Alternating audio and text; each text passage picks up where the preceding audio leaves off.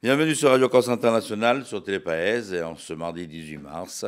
Une très très bonne fête à tous les Cyrils. Bonjour, salut à tous.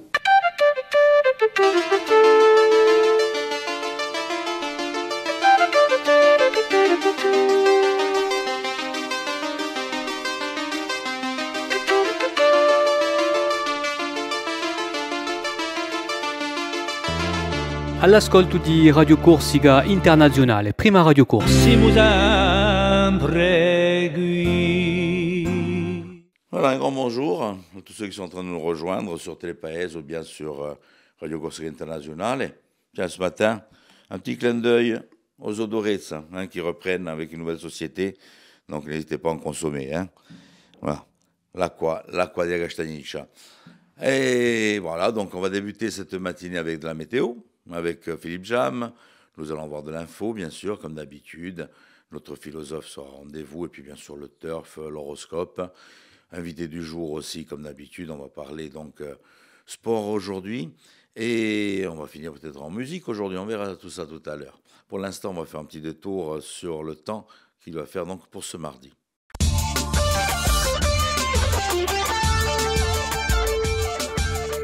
Bonjour Auguste, bonjour à toutes et bonjour à tous. Le soleil devrait prédominer aujourd'hui. Toutefois, quelques averses sont attendues en matinée dans la région de Porto Vecchio et dans l'après-midi dans le Cortenay avec de la neige à partir de 1200 mètres. Le vent de nord-est sera modéré assez fort aux extrémités de l'île avec des rafales atteignant jusqu'à 55 km/h. Les températures maximales en dessous des normales de saison se situeront entre 12 et 15 degrés près des côtes et de 4 à 11 degrés dans l'intérieur de l'île.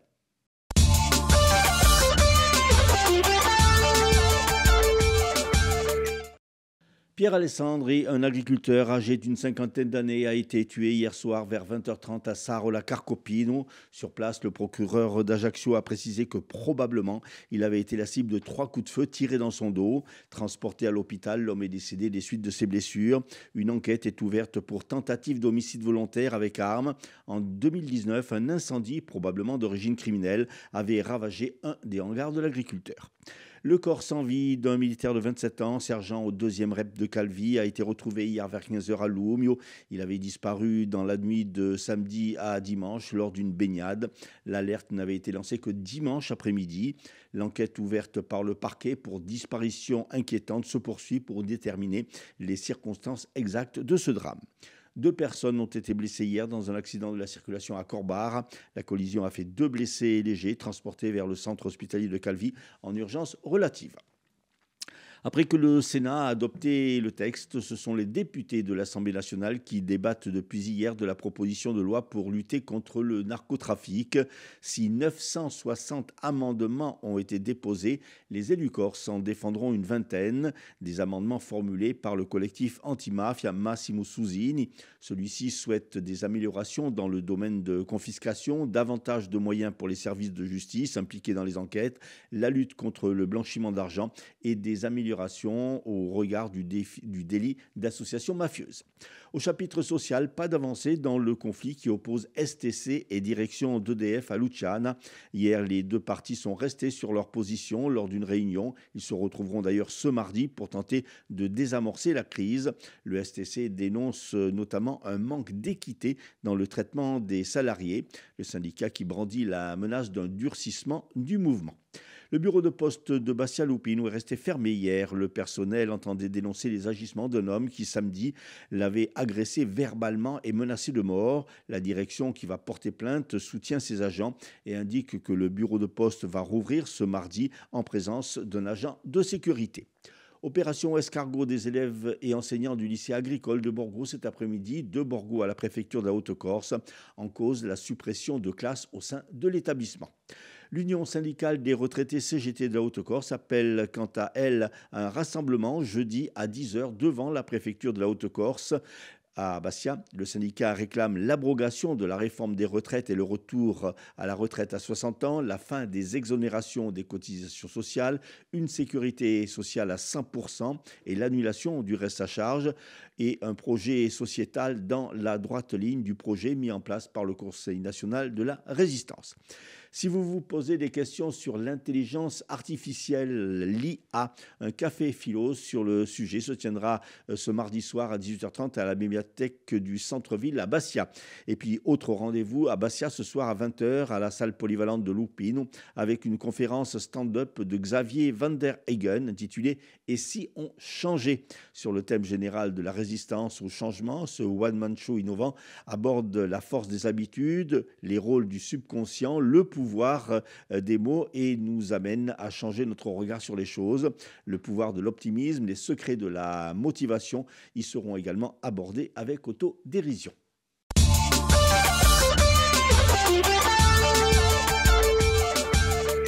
Merci Philippe, on vous retrouve dans un petit moment avec votre invité.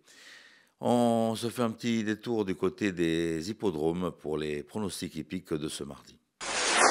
Les pronostics hippiques de Rémi sur Radio Corse International. Bonjour à tous, ce mardi dans les bons coups du jour, nous serons sur l'hippodrome de Fontainebleau pour le quintet. Je vais y retenir le numéro 5 Agoria qui ne devrait pas sortir des 3 premiers. Passons à la réunion d'Anguin où dans la première le 5 Longwood et Ripré devrait l'emporter, tout comme dans la 5e le numéro 7 Magic Man. Bon jeu à tous. Voilà, bien noté. Puis je vous rappelle que ce dimanche, vous avez des courses donc à Casator. Une belle réunion prévue donc ce dimanche à Casator. Voilà pour les amis bastiais de la région. L'horoscope du jour avec Paxi.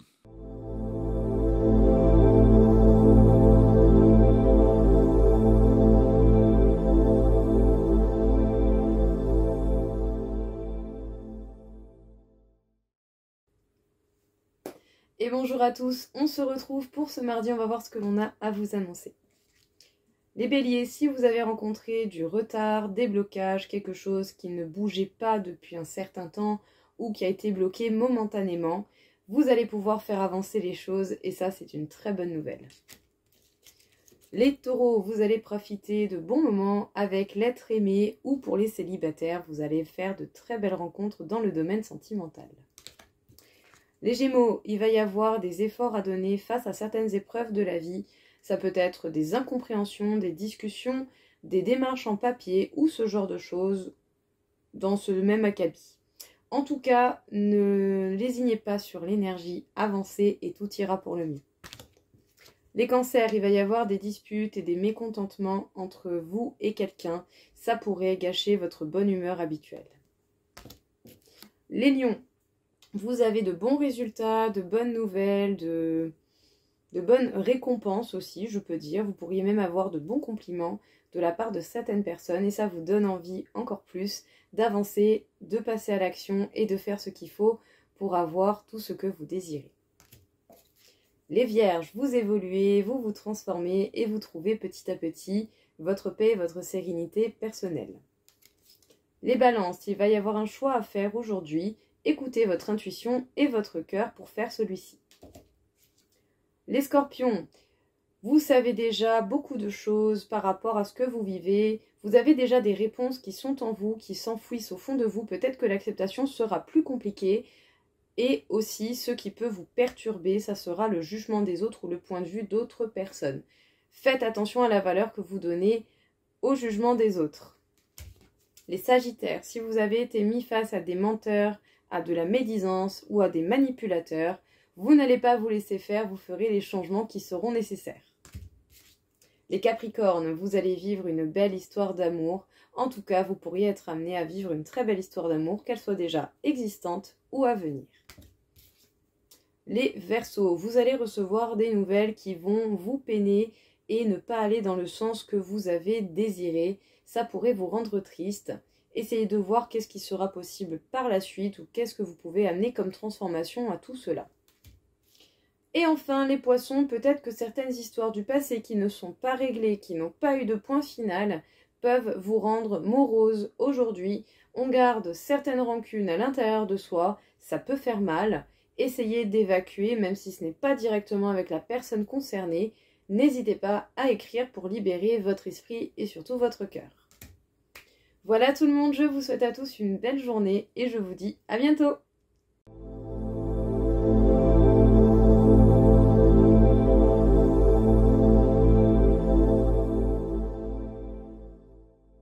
Et nous avons autre philosophe qui vient nous rejoindre tous les mardis. Voilà, Christophe Di Caro, au programme donc sur RCI et Télépaèse. La chronique philosophique de Christophe Di Caro.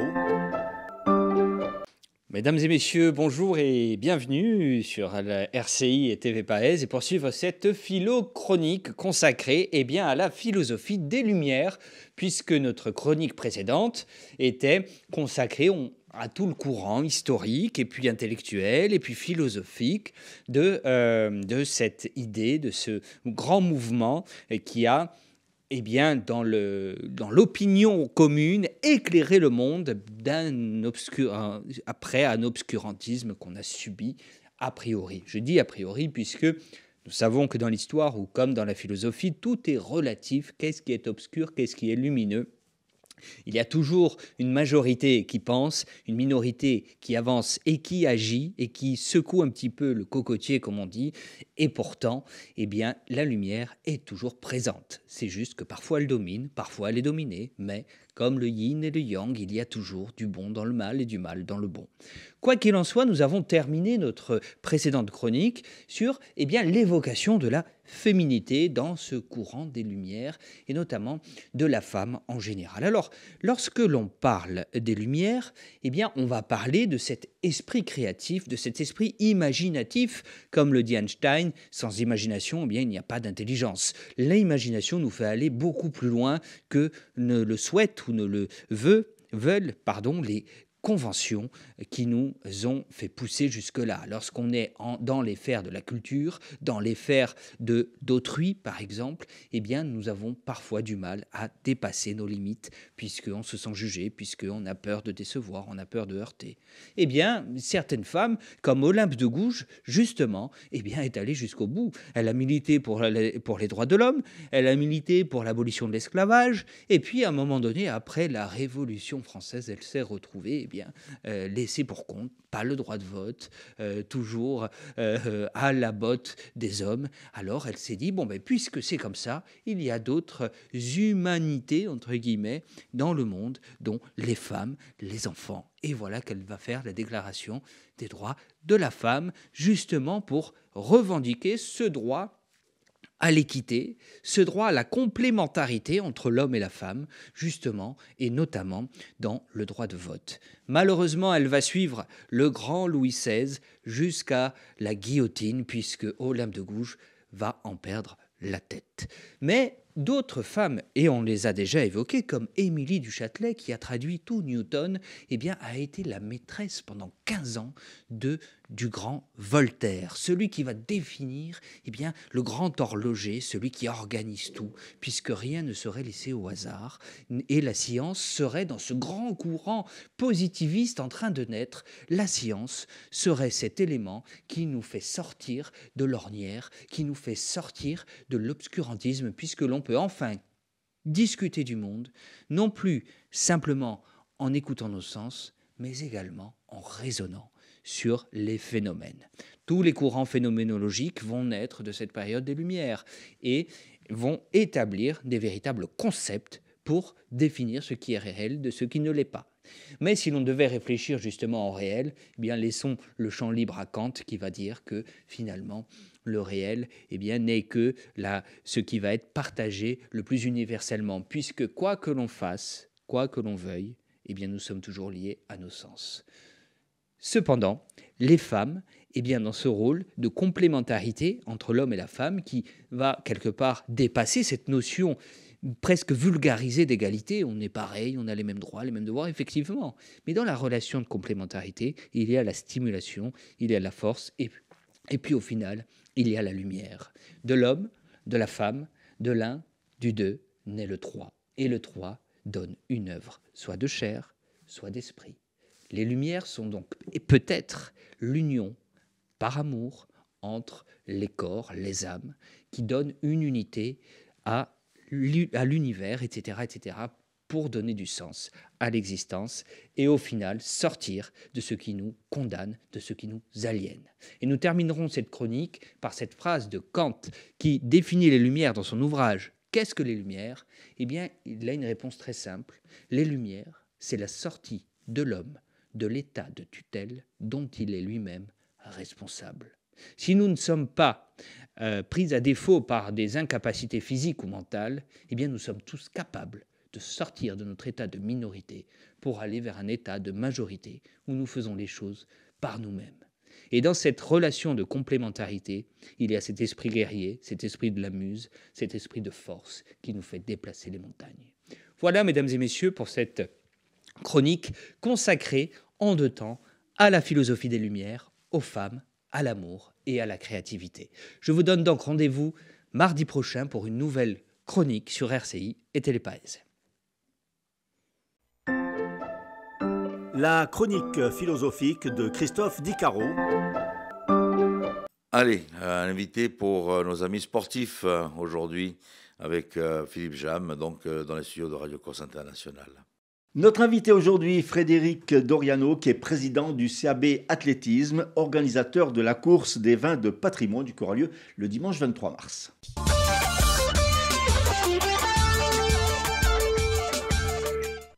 Frédéric, bonjour. Bonjour. Un petit mot tout d'abord sur votre club, le CAB Athlétisme, dont vous arborez les couleurs. C'est un club qui est ancien. C'est un club qui est ancien, qui a été créé en 1920 voilà, par des anciens du Sporting. Mm-hmm. Et la section athlétisme date de 1968. Et donc, vous êtes basé à la Rinée, là, c'est ça, à Bastia. On est basé sur le stade d'athlétisme de la Rinée. Actuellement, on pratique toutes les disciplines de l'athlétisme, sauf le marteau et la perche, parce qu'il n'y a plus ces équipements-là au stade de la Rinée. Mm-hmm. Mais bon, après, on ne doute pas qu'il est prévu de refaire le stade très bientôt et qu'on pourra récupérer ce genre d'équipement. Au niveau des licenciés, vous êtes combien? Actuellement, on est 230. Ah, 230 230, on est le plus gros club de Corse pour l'instant. D'accord. Voilà. Et donc, ça va des tout petits, l'école d'athlétisme jusqu'à... Alors, nous, on les prend à partir de 6 ans, l'école d'athlétisme. Et puis après, ça va jusqu'à plus de 60 ans. Donc, on pratique toutes les disciplines de l'athlétisme sur la piste.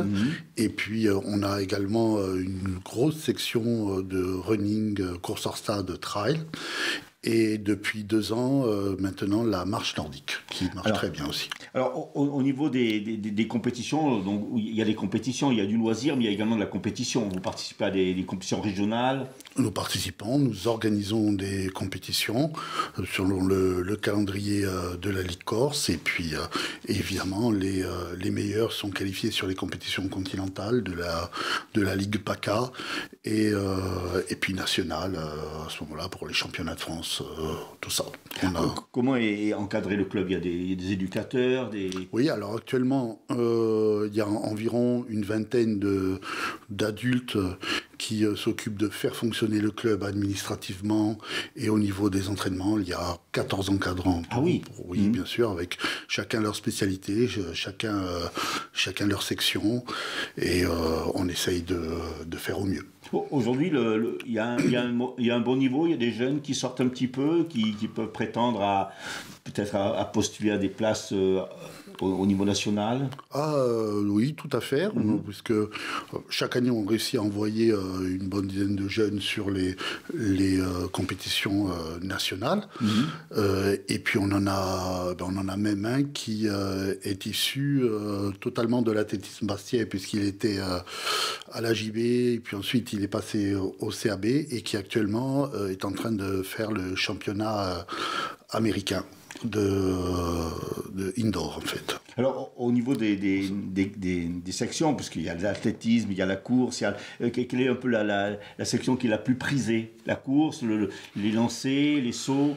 Chez les jeunes, au CAB, c'est surtout le sprint. Le sprint. Voilà. On a surtout des enfants qui ont envie de faire du sprint, du saut en longueur, mais on a des très bons résultats aussi chez les juniors pour le fond, le demi-fond.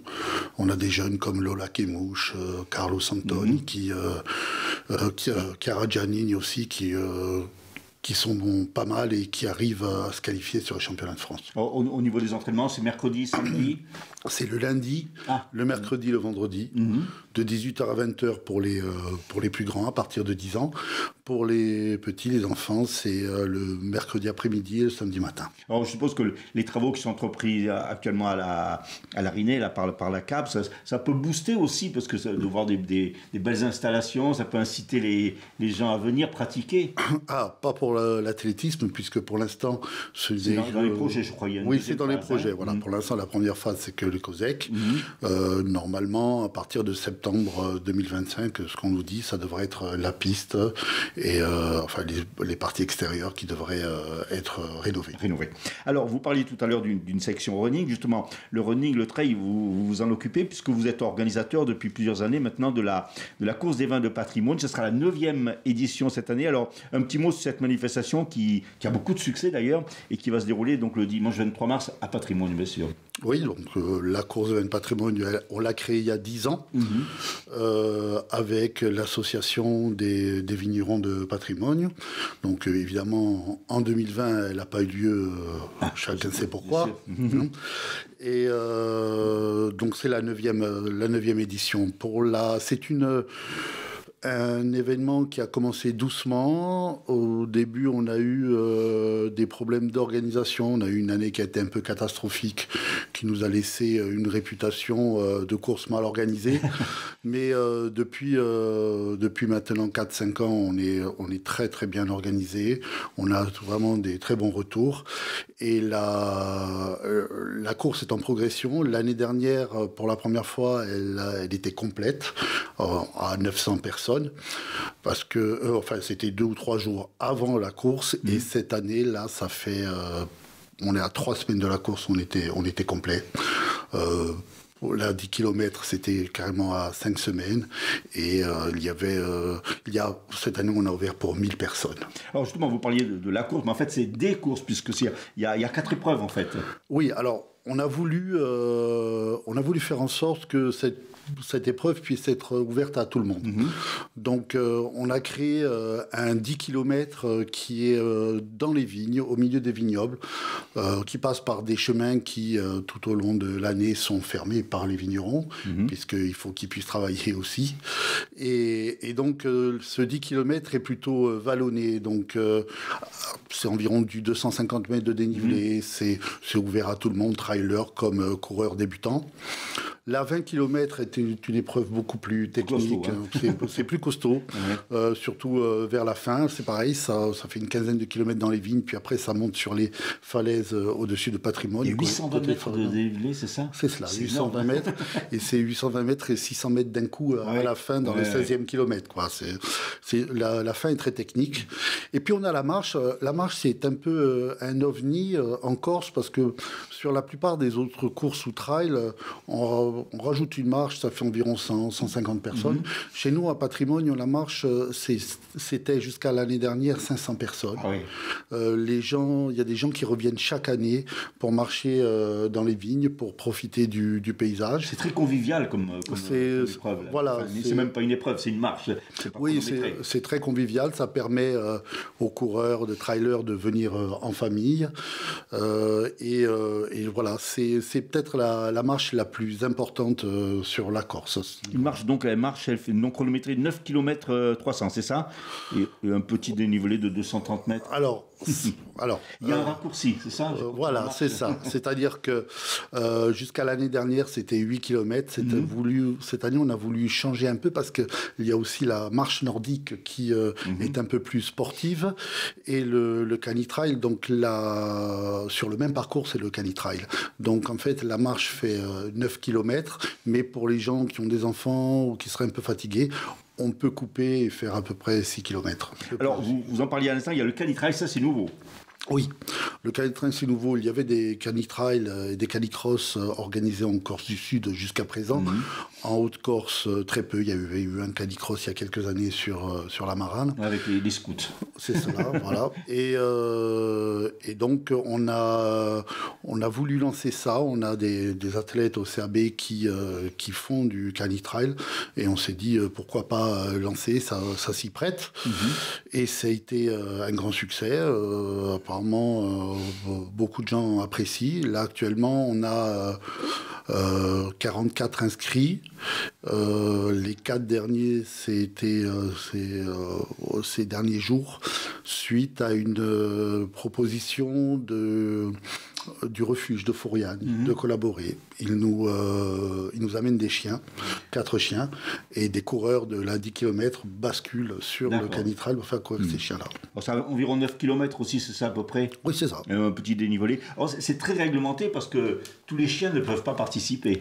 Voilà, c'est très réglementé. Nous, c'est un essai. Alors, il faut savoir déjà qu'un canitrail, normalement, c'est plus de 10 km. Donc, bon, là, on fait un essai cette année, donc on est à 9.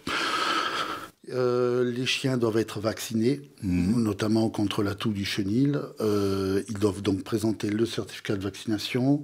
Ils sont contrôlés par un vétérinaire juste avant la course. Et puis, les chiens de catégorie 1 et 2 ne sont pas acceptés. C'est les chiens de défense et les chiens de garde, c'est ça? Voilà, c'est ça, malheureusement. Et puis... de tenue en laisse, ils sont tenus... Alors... Ils sont tenus en laisse, ça c'est pour la marche, pour les chiens, mais ils doivent avoir un harnais de course. C'est un harnais spécial où le chien est attaché par l'arrière-train, par l'arrière, pour le confort du chien, pour de l'animal. Alors vous parliez tout à l'heure de vétérinaire pour les chiens, mais il y a également pour les humains, il y a le service médical qui sera sur place pour... Bien entendu, c'est obligatoire. C'est une course, nous sommes un club de la Fédération française d'athlétisme, donc nous devons suivre les règles de la Fédération française. Donc il y a des secouristes, il y a une ambulance, il y a un médecin, bien sûr, bien entendu. On est prêt à porter secours à toute personne qui pourrait se blesser. Et les enfants ne sont pas oubliés? Non, il y a le course enfant, on n'oublie pas. Donc ça, ce sont les jeunes athlètes du club, les adolescents qui organisent la course enfant avec 2 parcours, un parcours d'1,6 km, un autre de 2,5 km. Et voilà, ils vont courir autour du centre de patrimoine, autour de l'église et puis vers le chemin du patrimoine. C'est jusqu'à 6 à 15 ans, c'est ça à peu près? C'est ça. Voilà. Et donc, c'est les courses ont lieu le matin, les enfants c'est l'après-midi, c'est ça? Les courses partent le matin. La première course part à 10h, la dernière à 10h30. Puis tout le monde revient vers 11h30, midi. Il y a le repas. Et puis pendant le repas, qui est plutôt un style pique-nique, sur le théâtre de verdure de patrimoine qui est magnifique, comme chacun sait. Les courses enfants ont lieu vers 13h, 13h30, juste avant la remise des prix. Alors oui, il y a des prix par catégorie, bien sûr, je suppose. Bien entendu. Toutes les catégories. Donc ça va se passer donc, le dimanche 23 mars donc, à Patrimoine. Quels sont les projets du club?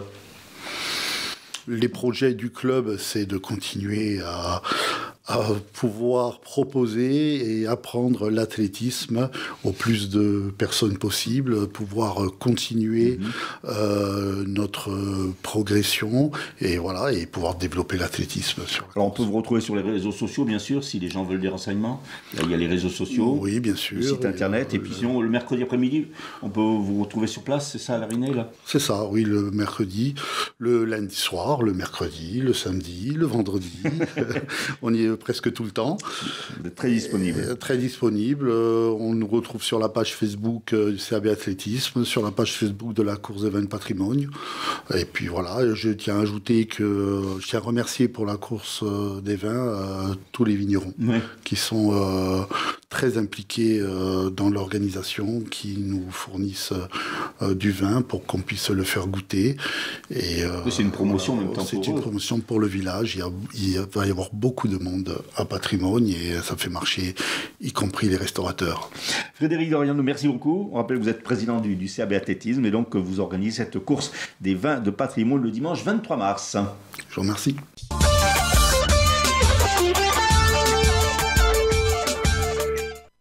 on se fait un petit retour sur les titres de l'information avec Philippe Jam. Pierre Alessandri, un agriculteur âgé d'une cinquantaine d'années, a été tué hier soir vers 20h30 à Sarola Carcopino. Le corps du sergent du 2e REP, disparu à Lumio dans la nuit de samedi à dimanche, a été retrouvé hier après-midi. Pas d'avancée dans le conflit qui oppose STC et direction d'EDF à Luciana. Une nouvelle réunion est prévue cet après-midi. Et puis météo, du soleil, mais également quelques averses. Voilà, merci d'avoir passé ce petit moment en notre compagnie. Et puis, je vous rappelle que ce soir, vous allez avoir un beau concert qui est prévu donc, du côté de l'Albor avec Serge Vaca. Voilà, donc je vous invite à y faire un petit détour. Ce soir, il reste des places à première vue, quelques places. N'hésitez pas à passer un coup de fil donc, à l'accueil de l'Albor à Bastia. Bon, tenete forte e ci ritroviamo domani, mercredi, donc le jour des enfants pour demain. Et à domani. Bonjour, salut à tous.